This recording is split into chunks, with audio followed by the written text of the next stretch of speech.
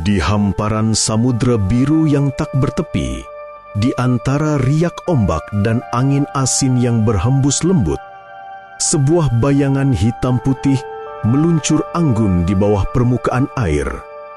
Dialah Orca, atau yang dikenal juga sebagai Paus Pembunuh.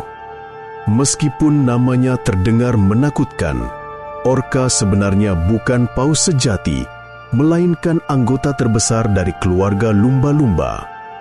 Ia adalah simbol kekuatan, kecerdasan, dan kerjasama di dunia laut yang keras dan penuh misteri.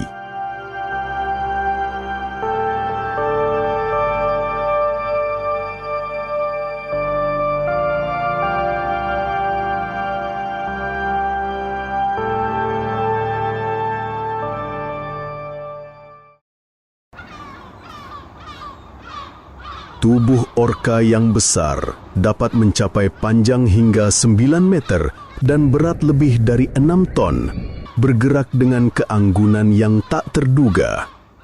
Warna hitam legam di punggungnya berpadu dengan putih mencolok di bagian bawah dan sisi kepalanya, menciptakan kontras yang indah, seolah rancangan sempurna dari alam.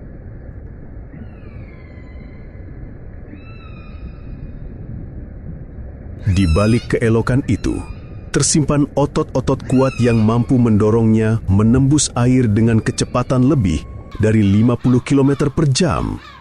Orca adalah perenang ulung, pengembara samudra yang melintasi ribuan kilometer tanpa kehilangan arah.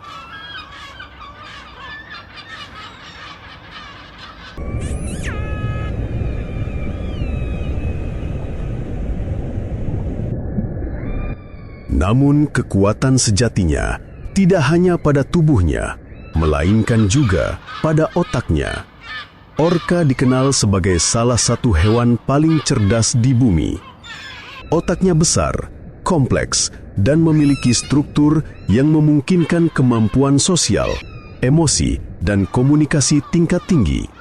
Mereka hidup dalam kelompok yang disebut pod, terdiri dari beberapa individu yang dipimpin oleh seekor betina tua, struktur sosial yang disebut matriarkal.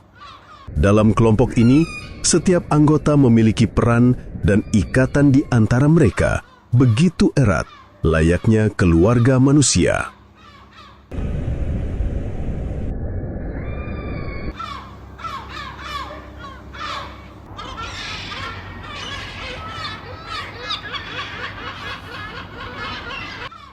Komunikasi menjadi kunci kehidupan orca. Dengan menggunakan serangkaian bunyi klik, siulan, dan panggilan unik, mereka saling bertukar informasi dan mengenali satu sama lain. Setiap pod bahkan memiliki dialeknya sendiri, bahasa khas yang berbeda dari kelompok lain.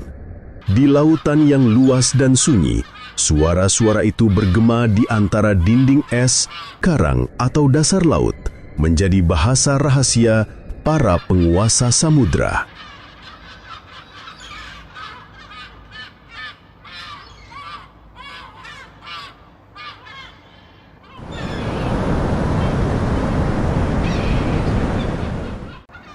Kecerdasan orca juga tampak dalam cara mereka berburu.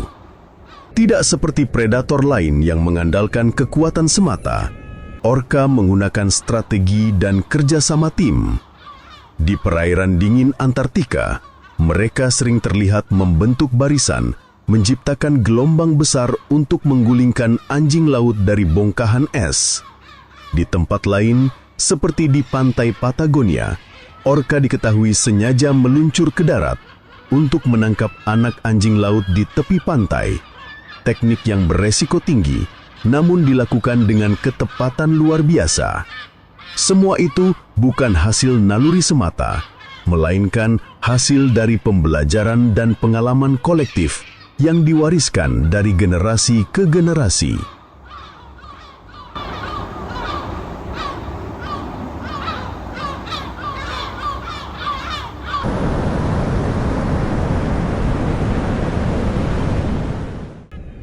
Menariknya, tidak semua orca memakan mangsa yang sama.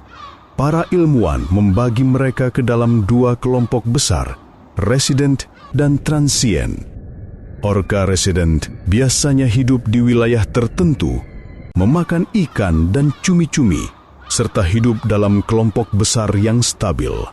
Sedangkan orka transient adalah pengembara sejati, pemburu mamalia laut seperti anjing laut, singa laut, bahkan paus kecil.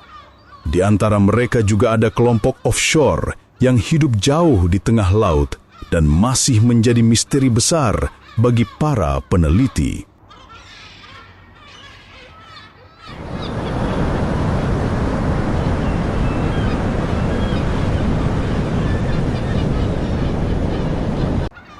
Perbedaan pola hidup ini menunjukkan betapa fleksibelnya orka dalam beradaptasi terhadap lingkungan. Mereka mampu menyesuaikan strategi berburu, komunikasi, hingga struktur sosialnya sesuai dengan kondisi perairan tempat mereka hidup. Di kutub utara yang dingin, mereka menembus bongkahan es. Di perairan tropis, mereka mengejar kawanan ikan tuna yang gesit. Dimanapun berada, orka selalu menduduki puncak rantai makanan. Predator apex yang nyaris tak memiliki musuh alami selain manusia.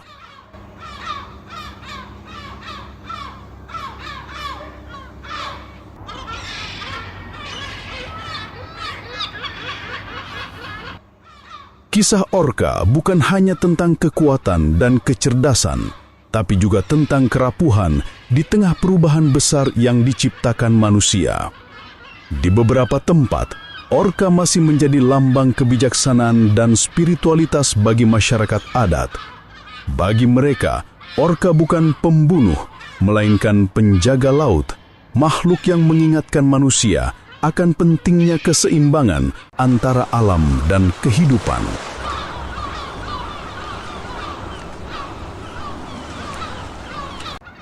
Saat senja menutup cakrawala, seekor orka muncul ke permukaan, menyemburkan air dari lubang napasnya yang besar. Napas itu mengepul di udara dingin seperti kabut tipis. Di kejauhan, beberapa anggota kelompoknya ikut muncul, berenang beriringan, seolah menari di bawah cahaya jingga matahari. Mereka adalah saksi bisu dari ribuan tahun sejarah laut, makhluk yang mewarisi kebijaksanaan samudera. Selama ombak masih berdebur dan arus masih mengalir, orka akan terus menempuh jalannya di dunia biru ini. Mereka mengajarkan bahwa kekuatan sejati bukan hanya soal gigi tajam dan tubuh besar, tetapi juga akal,